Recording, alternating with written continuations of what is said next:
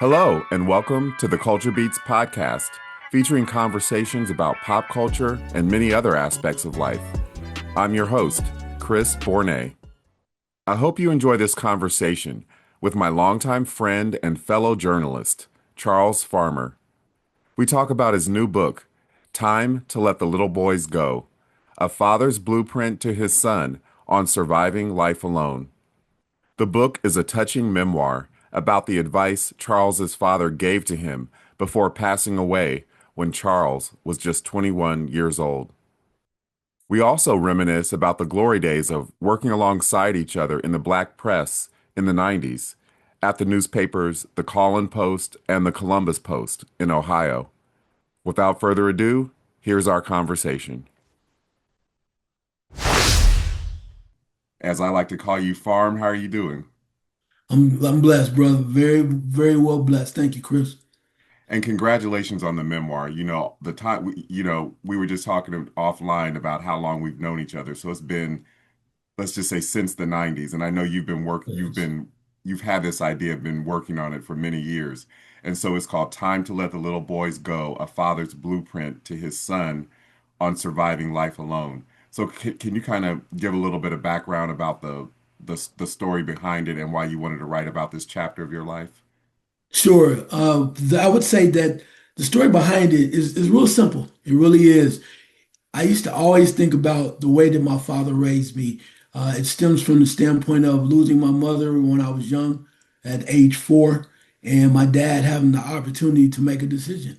And the decision was simply that he could raise me, raise his son, or my mother's relatives offered for them to take over and raise me, allowing him to see me anytime that he wanted to. And he kindly thanked them, but he simply told them, I told my wife I will raise my son to be a man. Wow. And he stuck to that. And then during that course of that time, as I look back, it was so instrumental as to the man I became, Hmm. the boy that I grew up to be, to a young man. And at some point, my dad simply saw that it was his duty to take care of me and not just raise me, but Hmm. raise me a certain way because of the way that the world was changing. Hmm. And mean it meant that it would have to be sometimes a more of a stern hand, not an iron fist, Hmm. but a stern hand with severe, serious lessons so that I could cope just in case something happened by myself. And I'm not sure Hmm. if he saw the future or whatever, but it was almost as if there's no way at that point I could be too soft because the world simply will gobble me up. So he gave me I would call like a blueprint Hmm. that kind of started from like age 12 Hmm. or 13 till about 21. And that's really in a nutshell what this book talks about and delivers it shows you really the factor of the man my father was, Hmm. what he did for me in my life, and how awesome and outstanding he was to me. And hopefully somebody else can learn from it or receive it. But I guess it was weighing on me that I needed to let the world know who my father was and what we had in common and what it allowed me to do with the blueprint that I had and basically learn how to live life by myself. What a great tribute to your father. So let's give the listeners a little bit of background. So you grew up in Dayton, the Dayton area, is Correct. that right? Yes, Dayton, Ohio. Yep. And so your mom unfortunately passed away when you were young, right? Right. 4 years old. And so it was, as you said, it was up to your father. He had the choice to let extended family raise you, but he chose to continue to be the full-time father and Right. and And I and to was the guide only you. child. Yeah, I was the only child at the same time as well. Right, right.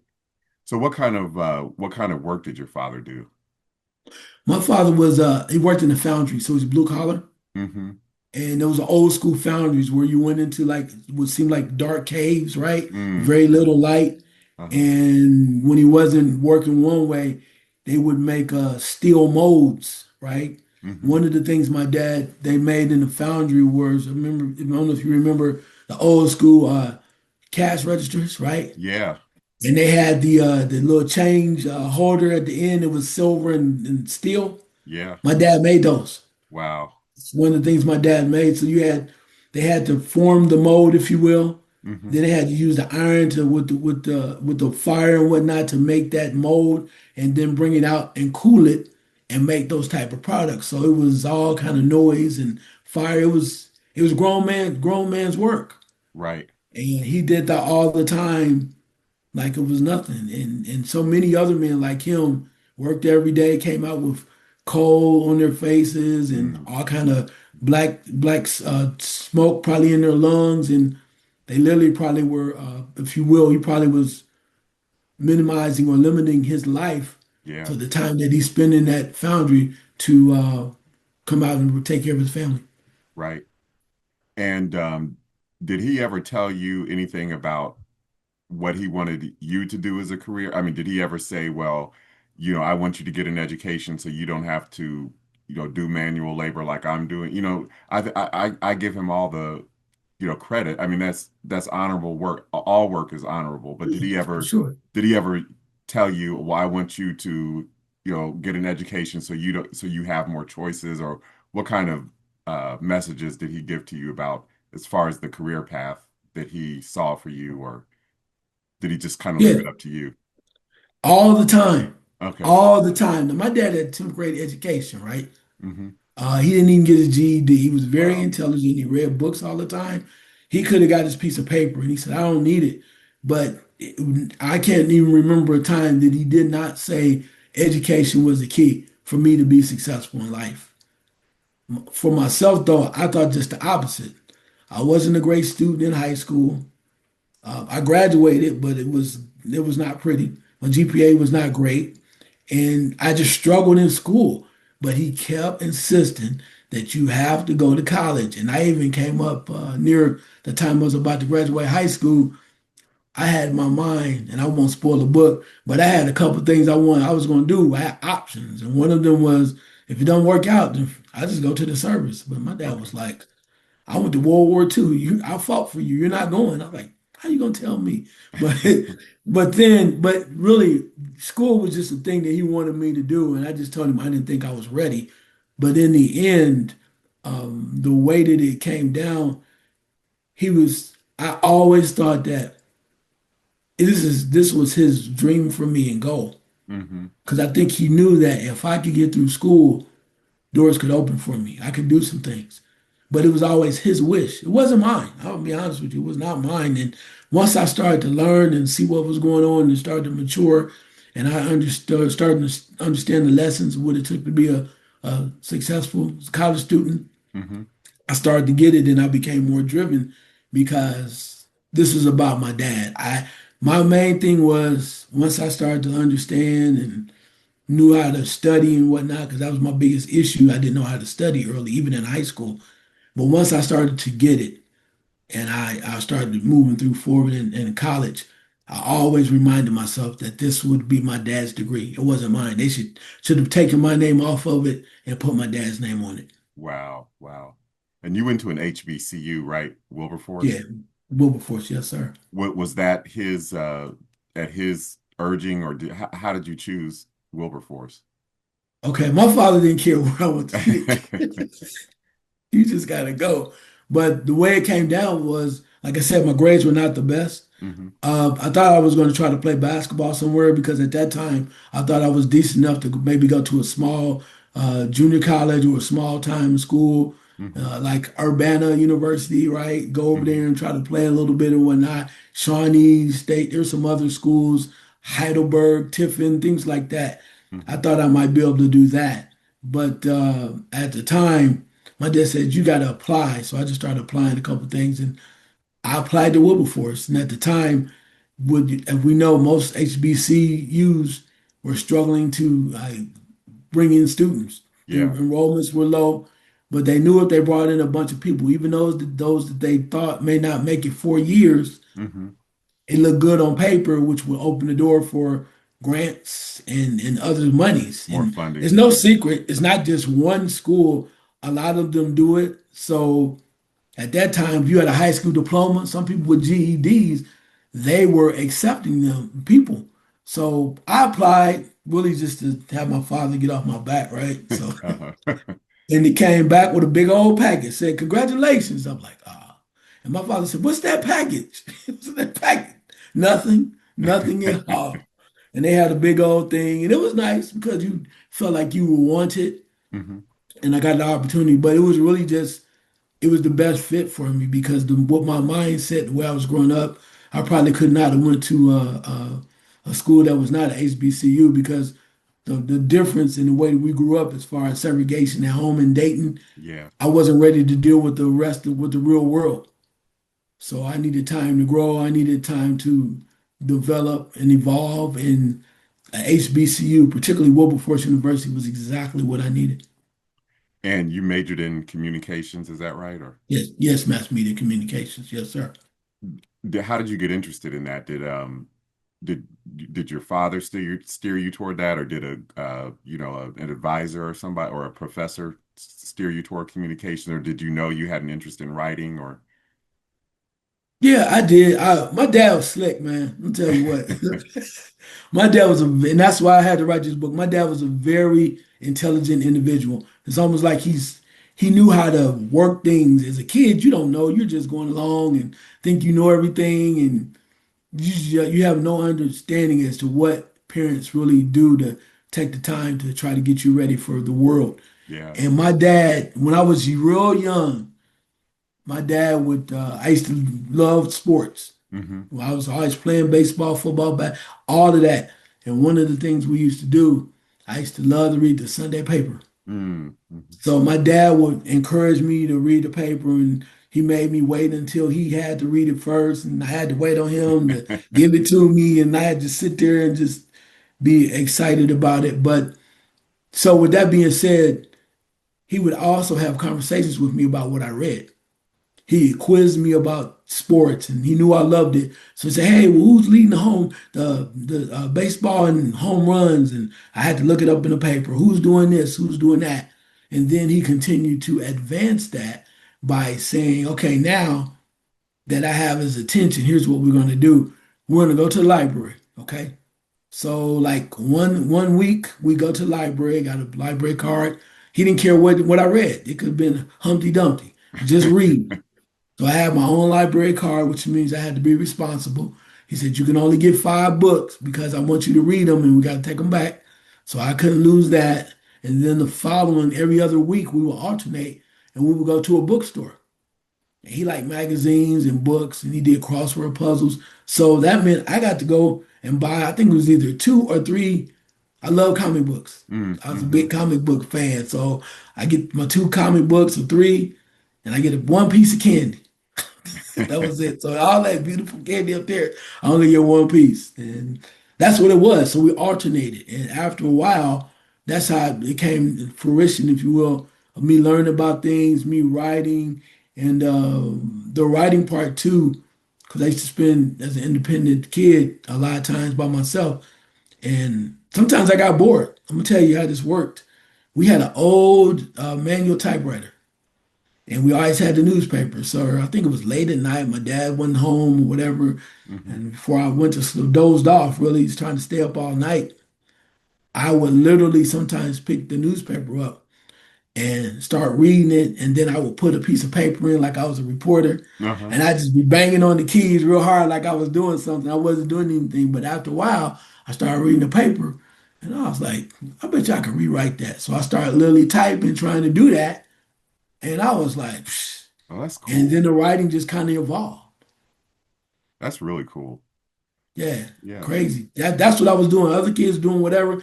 I'm up about 12:30, 1 o'clock in the morning. Bah, bah, bah, bah, bah, bah. So it's almost like you kind of, I mean, I hate to use a woo-woo term manifest, but it's almost like you were preparing yourself to be for a career as a journalist from a very young age and didn't even kind of realize that's what you were doing. I had no idea. Yeah. I will say my babysitter made me do it, and my babysitter oftentimes was television, right? So I saw Yeah. stuff on TV, and I saw the reporters working Yeah. their fingers, and we had a typewriter. I was like, well, I think that's kind of cool. Let me do that. And just from that standpoint, I just started to watch and learn, and like you said, you just never know how things are going to kind of manifest. Yeah. But I started playing around, Hmm. and then after a while, I was like, this is kind of interesting. Is this how they really do it? And before you know it, my dad was like, I don't care what you do, you need to find something that you do well. And English was pretty easy to me in Hmm. school. Hmm. And it just made sense. If I had to go to school, I need to give myself a chance because Lord knows I was not going to be anyone's mathematician. Me neither. Did the fact that there weren't a whole lot of, when we were growing up, a whole lot of, really visible, famous black reporters, did that did you think, well, this is something, that middle class white people do? I mean, did that even cross your mind that race might be a barrier at all going into becoming a reporter? Not really, not until I got older, right? Because Hmm. I had no clue. I was Okay. just messing around and playing around. And my dad was really from the old school. My dad uh, was born and spent the majority, early part of his life in Tallahassee, Florida. Okay. Okay. So he literally experienced Jim Crow. Mm. Uh-huh. And I remember saying something one time to him about how I felt about people that were not of our hue Yeah. and being angry and mad because I didn't think it was fair with us struggling and how it seemed like certain individuals had everything and they didn't have to work for anything. That was my mindset. And I asked him, why aren't you mad? And he says, because I'm just not. And you shouldn't be mad either. And I was like, I can't stand blah, blah, blah. And he says, you've never, ever had to sit in the back of anything unless you wanted to. You Mm. never had to sit at the back of a bus. You never had to drink out of a different fountain. You never had to use another restroom. And you complaining? And he says, I'm not complaining. You haven't been through anything. And I was like, clutch the pearls. I was like, oh my God, what are you doing? And he goes, nah. So at that point, it changed my perspective and of people. So I kept thinking because I used to always think about getting mad, and if I had a problem, I try to fight somebody. That's what I need to do. You'll get understand what I'm saying. I hit you upside the head. That was my mindset. But my dad was more or less like, it's that don't make it about color. Mm. So of course, in my own small little world, my little small brain at the time, I was like, well, all right, if you mess with me, something happens. If you purple, I'm gonna get with you. And it's not gonna be about the color. If you're an a-hole, right? Yeah. I'm not gonna make it because you a certain hue. I'm gonna Right. make it because I don't like you and we had a disagreement. I'm gonna do what I need to do. Has nothing to do with your color. Now you might take that personally or think it may come that way, but nah, this is strictly based on who you are as an a-hole. Did your dad ever take you back to Florida? Did you still have family in Florida growing up? Did you ever like go back to Florida to see extended family or? Yeah, that in fact, my dad's uncle, Hmm. my grandfather's brother, they had a family reunion. I think they would have it down in Florida every other year. Okay. And I used to ask my father, because my father, I knew my relatives in Dayton and knew the story a little bit, Hmm. but I always wanted to go to Florida. I'm like, why don't we just go down there?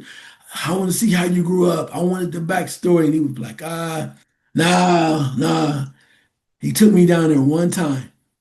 I was 9 years old. Mm-hmm. And we went down and I met a lot of his cousins and I think that's the only time we ever visited. I went back on my own, but that was the only time. And just the way that he was treated, and you could tell that it was his family. Hmm. He was just amazing. And now that I think about it more, he I don't know why he didn't want to go back. He was taking care of his family, Hmm. but he just yeah, that one time, so only once I was 9. So tell me about the title "Time to Let the Little Boys Go." Is that a saying of your dad's or? No, actually, it's kind of it's bizarre how this came about. As I was thinking about writing a book, I've been thinking about this for a while. And once I said, okay, we're going to do this, I thought about the title. And I also thought about the cover came as a result of the title. Okay.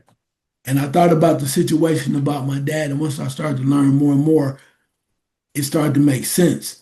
So I thought about what I call, and I think it's like chapter 11.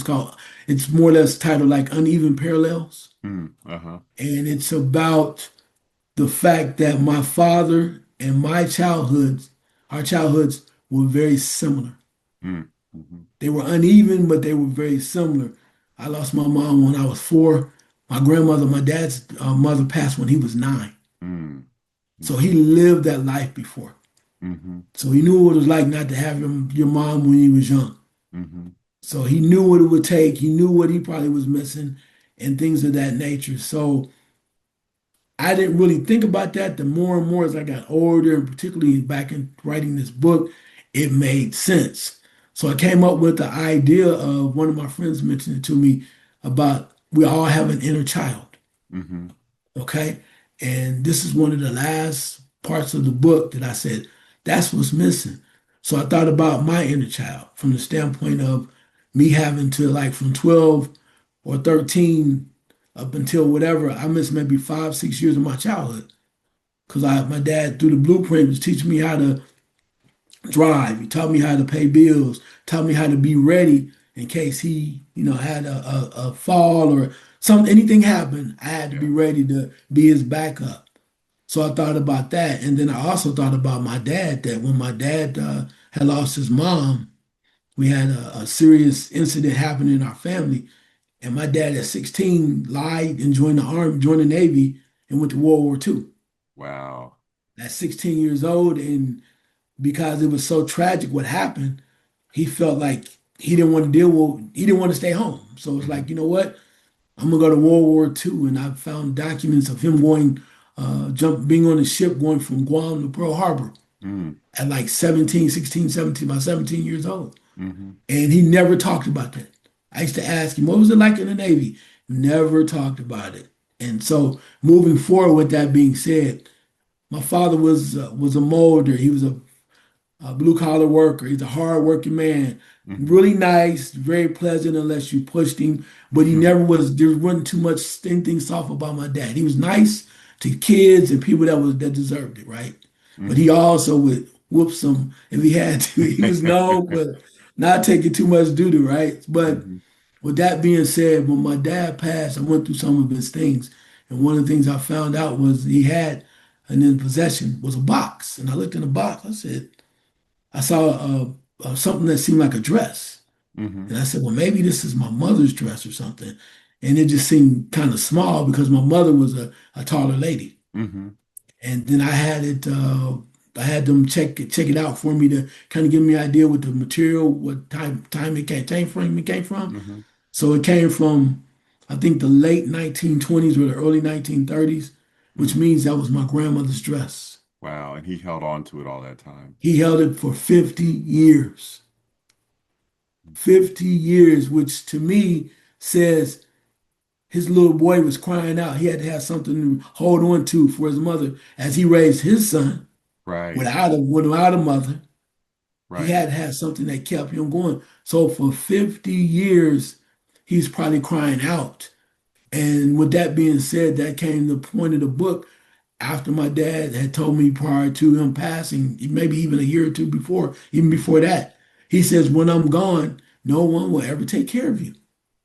So I have to teach you how to be a man and grow, how to learn to deal with this. They may feed you, they may give you a couple dollars, they may let you stay for a little bit, but they're not going to they're not going to take care of you because you're not theirs.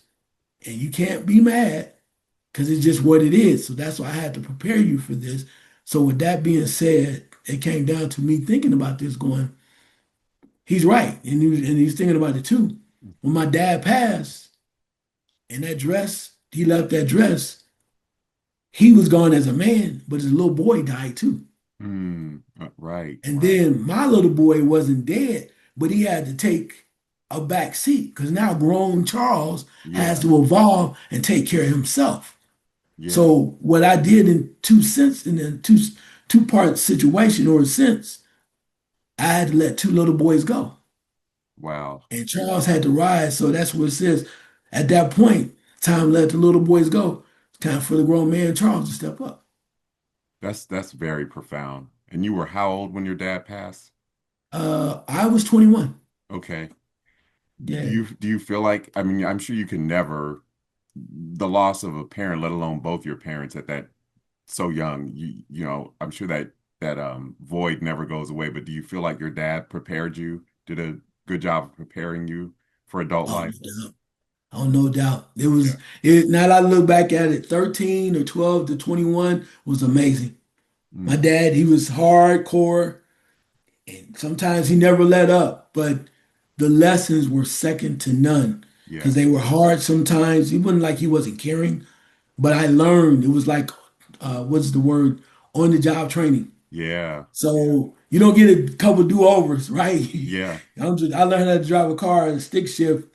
Well, I'm driving in the parking lot. One day it says, let's get on the road. And we go get on the road. And I'm in rush hour traffic. I panic, get nervous. I Hmm. take my foot off the gas and try to start the car. Car will not start. And people are blowing their horn, they're screaming at me. You know, I'm 14 years old. And I asked my dad to help me. He just says, take your time, do it. I'm crying at this point. Mm, mm. And I got myself together. I started the car. And then I started driving like a bat out of hell because I got mad. And we were driving in this traffic, and I'll never forget this. We're pulling up towards a light, and these cars are slowing down, and I'm like in fourth gear. I'm punching it, and I need to have time to slow down. My dad's screaming, slow down," and I'm like, "Ooh!" He's like, "Oh my God, slow down!" So of course. Show him a little something. I'm in fourth gear, hit that clutch, I downshifted the second gear, boom, boom. You know, when he came to a stop like that, he goes, "Boy," I said, "You want me to drive? I'm driving this month."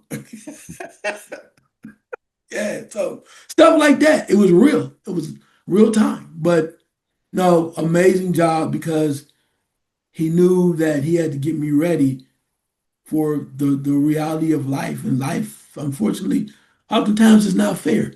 Yeah. And you being soft, and then I call about names or being soft, not saying Yeah. calling out names about genders and stuff, but you Yeah. just had to have an edge to you to survive. Yeah. Well, I know a lot of people, myself included, even when you get into your 20s, it's like you still need support. Did you ever go through, you know, I'm sure the process of grieving, you know, probably continues throughout your life, but did you ever see, well, why does that person have parents or why does that person have someone to lean on and I don't? Did you ever go through envy like that? Ooh, Chris, let me tell you something. Let me tell you something. Yeah, very much so. To a point where I became real angry, bitter. Mm, I was hmm. mad at the world. I wasn't mad at the Lord because I love the Lord, Yeah. but I was just trying to figure out why. I mean, you already took my mom, right? Yeah. And now it's me. I'm by myself. I mean, what? Really? Really? And so a lot of people that I saw that had more than me as far as their parents and things like that, I was just real short. And I had a fuse. Hmm. And I would sometimes think like, I wish you would say something. Right. Just because I'm mad. I'm like, you got everything you over here, you spoiled, whatever. I'm looking for a reason to take my anger out on somebody. Right. And it took me a long time to get over that. I became closed off, even to Hmm. some of my relatives, because I didn't want to be anybody's burden, Yeah. and I didn't just feel like being bothered. So no, yeah, my dad was my mother, my father, my brother, Mm, my protector, my playmate. mm, My uh-huh. dad was he did everything in the world for me, and he Yeah. never. You'll see in the book, he never asked me really for anything. Yeah. He just did, and when you lose the number one significant person in your life. Hmm. Talk about a void. I'm like, now what? Yeah, yeah, and to this day, I have a picture of my dad nearby, just nearby my bedroom, just to go, you know what? And he just be like, I told you, boy. So he's still a guiding force, it sounds like, Oh to you. man, and such a force, Chris, that now he's still his blueprint and his know and knowledge continues to live through other people because now people were starting to come to me and for advice and Yeah. younger people and people saying I don't know what to do with my child and now you need to take care of them And me instilling some of those same lessons into said people, Hmm. where I became a mentor, even somebody that is, even from my relatives to other people, Hmm. as a source of knowledge and well-being for individuals. And I keep telling them a lot of it just came from what my dad gave me. Yeah. Did you were you ever able to find a mentor for yourself or anyone who kind of was able to take you under their wing, or was it just kind of like you were truly on your own once your father passed away? I had a couple people, like a couple of my professors at Wilberforce. I had some other people too that were, even when I went to grad school, a couple of Hmm. people that just kind of saw my plight and they were very helpful. Yeah. So yeah, I think they were like mentors, but I wasn't a person that really needed to have, I guess you will, you didn't need to grab me and coax me or whatever. Yeah. I just need you, if you can look out, do a little something for me, if that's what you felt you want to do, some advice, open the door or two. I was kind of already, I wouldn't say self-ready made, but I was on my journey and mature enough where those people were, they sprinkle a little something into you and you thank Yeah. them, but they saw I was already on that path because, as I said earlier, after I received the blueprint from my dad, I was grown. I really started becoming grown when I was about 14. I was doing grown man stuff. I was driving for 5 years. I think I got my license when I was like 19. So Mm. from 13 to 19, I didn't have a license, but I drove every day. You know, the Wow. book showed you. I just did what I had to do. Yeah. And the one thing that I'll say, which is crazy about this whole book is, and I look Mhm. back on it, Yeah. is the independence that I had to have. Yeah. The independence and not only that, I mean, I'm sure people would tell you now, oh yeah, he'll talk your head off. But back then, I had to learn how to be quiet and be still. Hmm. So other people wouldn't think I was doing too much. I was like, if I'm quiet, you don't notice me. Hmm. I had to be still because there were situations I was put in, and if people knew what was going on between my dad and I, or my dad not being here at this time, whatever, they might have turned it into another situation, Right. Right. you know. So I had to keep the peace. So I was going to ask you, a lot of kids that are left unsupervised, they just they take the wrong path. They fall into the wrong crowd, or, they start having people over knowing their parents are not going to be home for a long time. What do you think saved you from going down the wrong path? I mean, not saying that you're a saint or, but I No, mean, no, what saved you from really going down the wrong path to where you could be sitting in jail right now? the wrath of my daddy. How Well, about that? He let it be known there's no reason for you to act a fool or do the wrong thing because nobody's watching. yeah. These are particular stuff we were going through with different marriages or different stepmothers. I had to have a lot of. I was provided with lot of independence, a lot of Hmm. responsibility. So with that being said, the rules were clear. He just laid it out. Do this, do that, be here, do that. A couple times I had people over and they probably did something stupid, and he's warned me, yeah, okay, here's where we at. But it was more or less the rules were there. And I knew if I followed the rules, I was Hmm. gonna be okay. So I never felt like, even though and then you talk about the book, you'll see where I talk about being a pyromaniac, right? But Oh, I never really? said, You were one of those y'all, kids yeah, that, oh yeah, I was and in the book you'll see that I saw a list of there's like six things that on a list of what a child pyromaniac, which is one of the rarest of pyromaniacs, right? hmm. Out of the six things on the list, I matched five of the six. Wow. Wow. Yeah, yeah, five of the six. But with all that being said, I knew I had enough common sense Hmm. that I never set a fire in our home. Okay. I set everything outside. I even to a point where I used to have a little crew with me because I wanted to be a fireman at some point too. I ran through that phase Oh, where we that's were going interesting. to, yeah, well, fire. I love fire. I love Yeah. there's the thing about a pyromaniac, as it says in the book, is the factor that a pyromaniac doesn't set fires because they're mad Hmm. or something happened or they're despondent or anything. They like the look of it. They get joy in watching the fire, the color of the fire. It's like It's something about it. It's the warmth of it. It's just a lot of things. So you're not doing this because you're mad. You're doing Right. it because maybe you may have a behavioral issue and it calms you. So fires calm me. I always have matches. One of my friends says, "You have matches every day." And I say, "No, I didn't." I guess you did. But I would go to a couple, we had vacant houses that you go in Hmm. there, and I come here, take some paper. They have a trash can, and we set my little crew, we set a fire in the basement and let it come up. And then we go outside and then wait. And then I always have some water. I come back in there, and then we'll be talking. I say, "All right, crew, let's put it out." And sometimes we get a little high. We put it out, and that was our journey. Fireman and pyromaniac. Well, thank God. It sounds like nothing ever really serious happened, like a fire that caused a whole lot of damage or No, anything. no, and that wasn't about damaging. I Hmm. always felt, and I think the reason why I was attracted to it is because it allowed me to be dangerous enough Oh, without right, supervision, I was in control. right. The same way where my dad would buy a bunch of fireworks and he taught me how to deal with fireworks. And I think he must have known something because there was times we would have uh, fireworks fights where people would shoot bottle rockets at us. Mm. And I'd go to my house and come back down with a 10 ball Roman candle and use it like a boom, like you know what I mean? So that's what I was on because I was, fire was my thing. Fire was it. I remember taking old aerosol right guard cans and I wanted to make a torch and you press it. And I wanted to be a Viking and Viking always had Oh, yeah, torches, right? When they go, yeah. oh man, yeah, bro.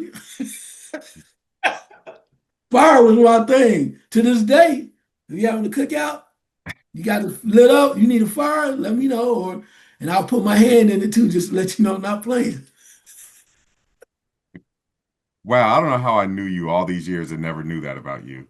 You can't let a great pyromaniac or a great maestro never tells all the secrets, That's right? true. That's true. Yeah, because some people wouldn't understand. That's the other thing. That right, right. So what are some takeaways or some lessons you would like people to get from the book when they read it? Ooh. I would say the importance of love, man, and learning to love the people around you. Because we all have circles. Some of us, we all go through things, right?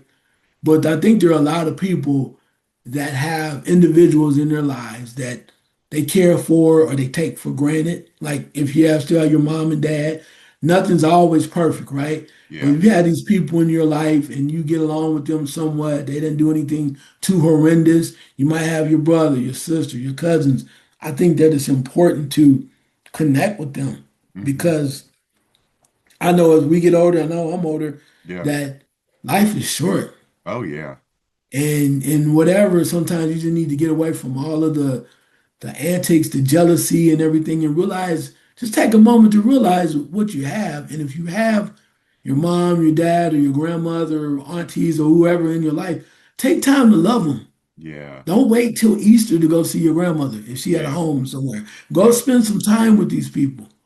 Let them know you love them because when they're gone, bruh, they're gone. So I would say that for sure. You got to show love to people. The other thing too is we got to encourage our young people Hmm. because I think so many times that you something happens or parents get busy and extended family can do the same thing too. Uncles, aunts, what Hmm. have you.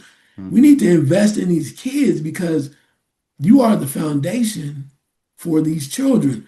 Instead of letting, as great as these some of these uh, teachers are, and they spend time as far as being inspiring and whatnot, this needs to start at home Hmm. because it does make a difference when kids know that they're loved and disciplined and structured and shown the way. Yeah. And a lot of times people go left, whatever, because of that. And I'm not gonna lie, I was on the edge. In the book, it shows you that I had a couple little homeboys. One of them that ended up doing some real things. in life. Mm. And I was this close on the edge going right before I went to college. I told my dad, he said, "What you gonna do?" I said, "Well, I'm gonna get a part-time job." So I was gonna work during the day and hang out at night and get my money, right? But I told my dad after he gave me those options, I said, "Well, I'm going to, I like money and I need money. So I'm gonna get it legally or illegally." And I put my hand up because I know that that cross is coming. But he simply did not, he didn't raise his hand. He had his back to me, towards me, and he turned around and looked at me and told me, "You carry yo to school." And when he gave me that look, I was like, "Yes, sir.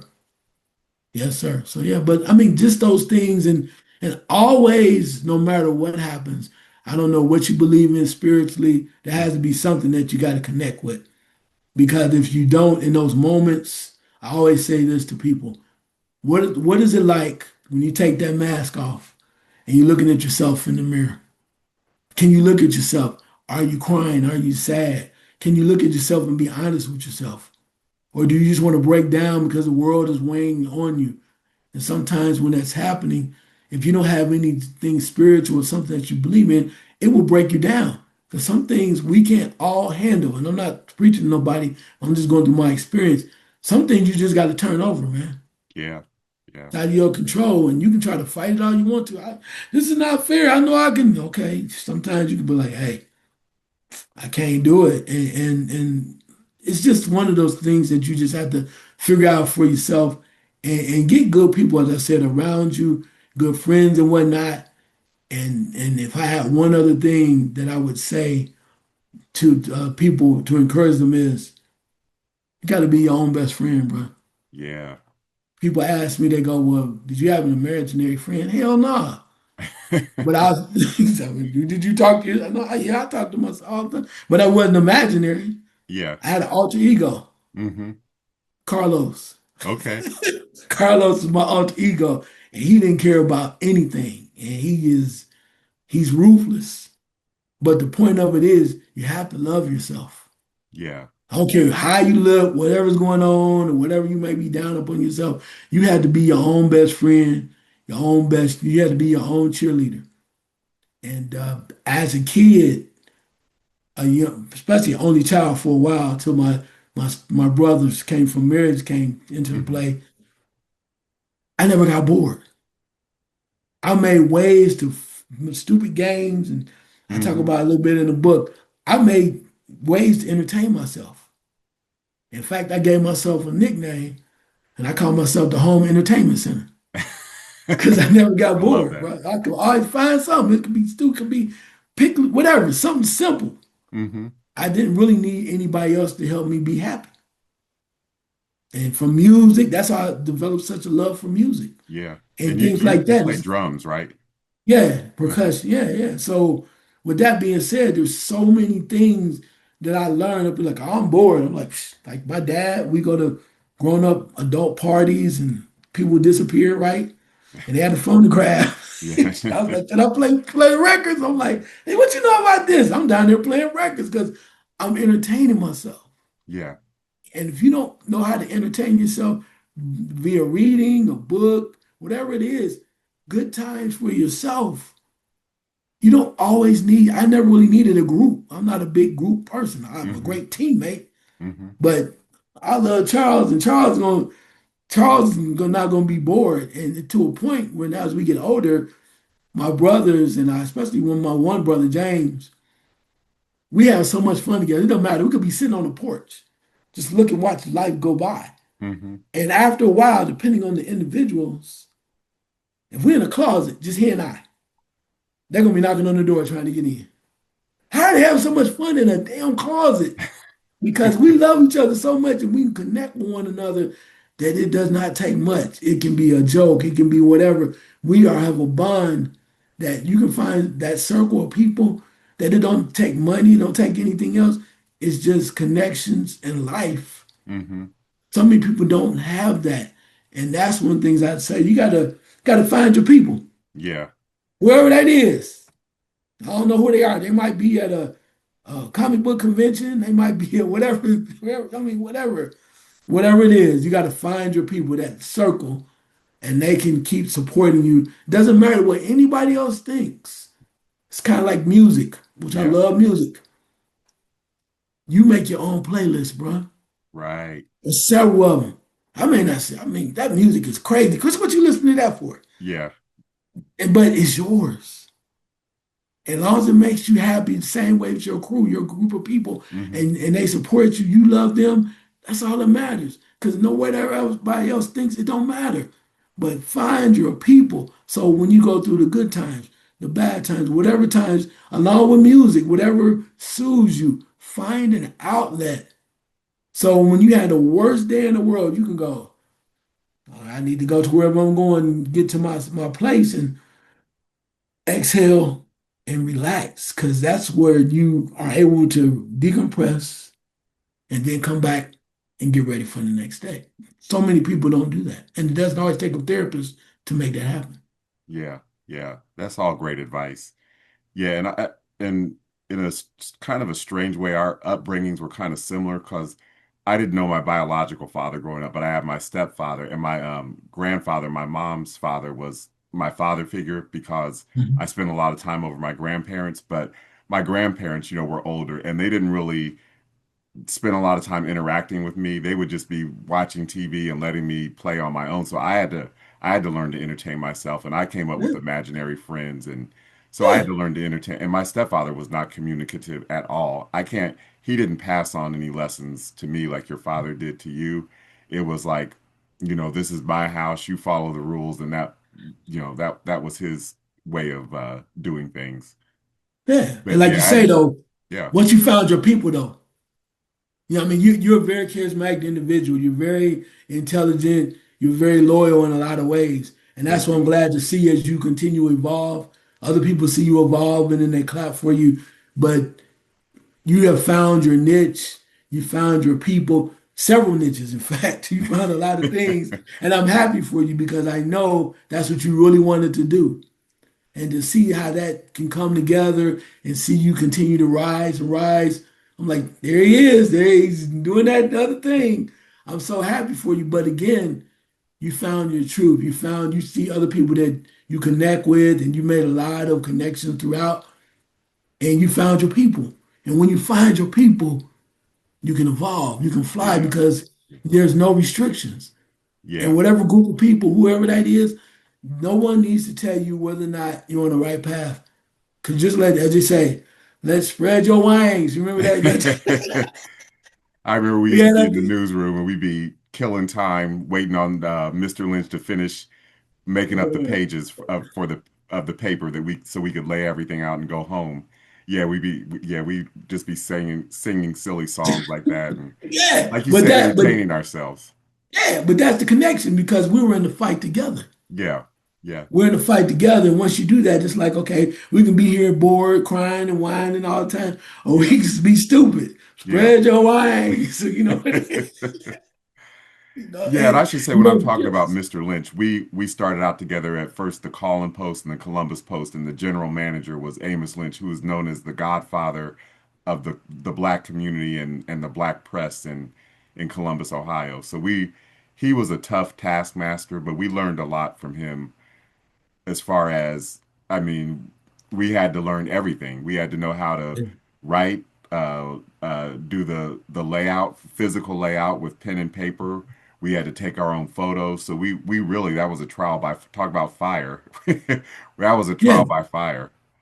yeah, I agree with that. I think the one of the best things out of that whole experience for me was, as you said, you had to learn how to do everything. Yeah, And then when you realize as things began to evolve, the profession that is, yeah, people become a specialist, right?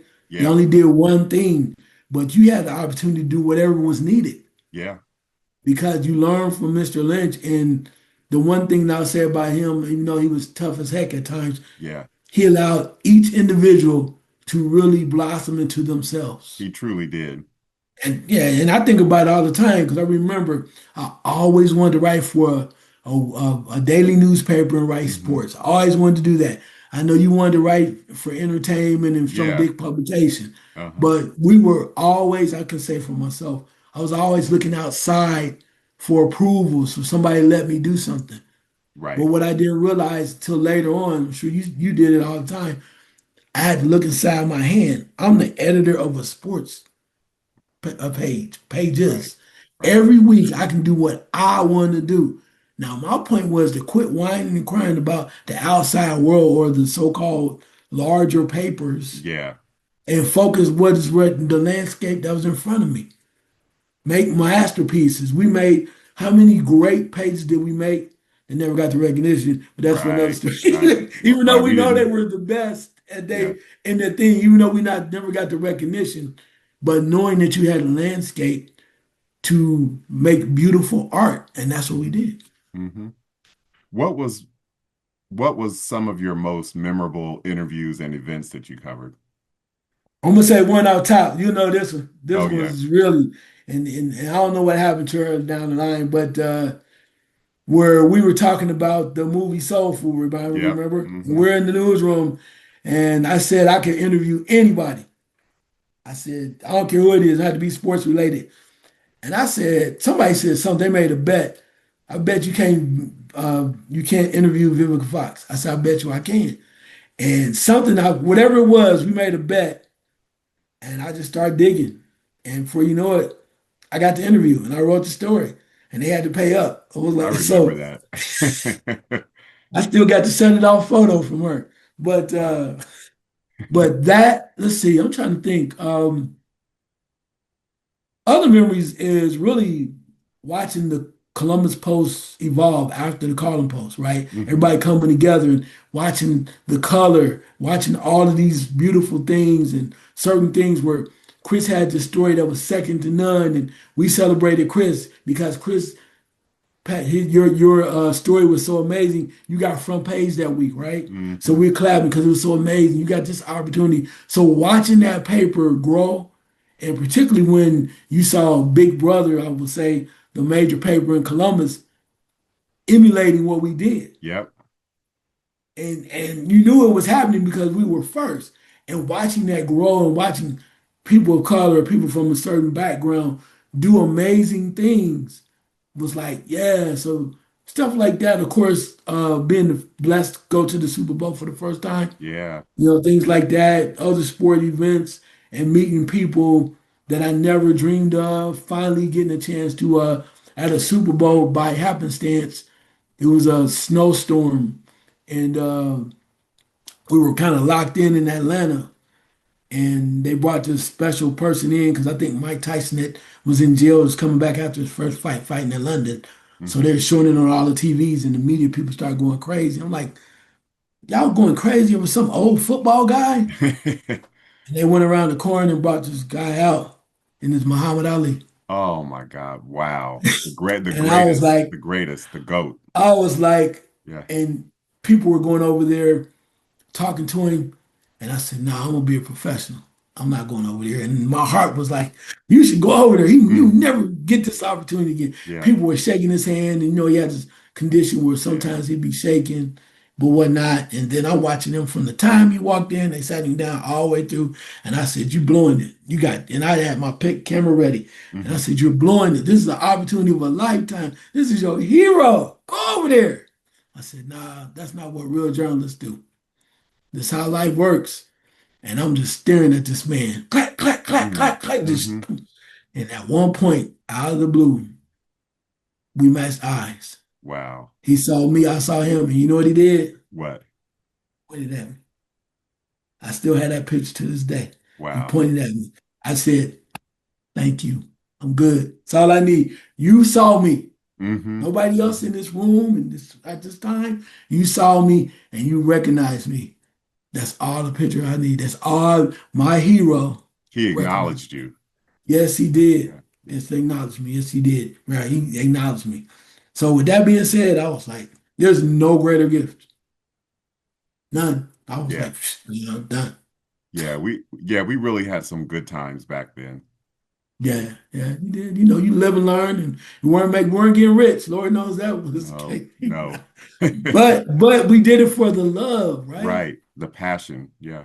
Did it for the passion and the love because we believed in what we were doing, and collectively, it was an amazing team. And I truthfully don't think, and may Mr. Lynch rest in peace, I don't think Hmm. he understood how great of a staff he had. It was some very talented people.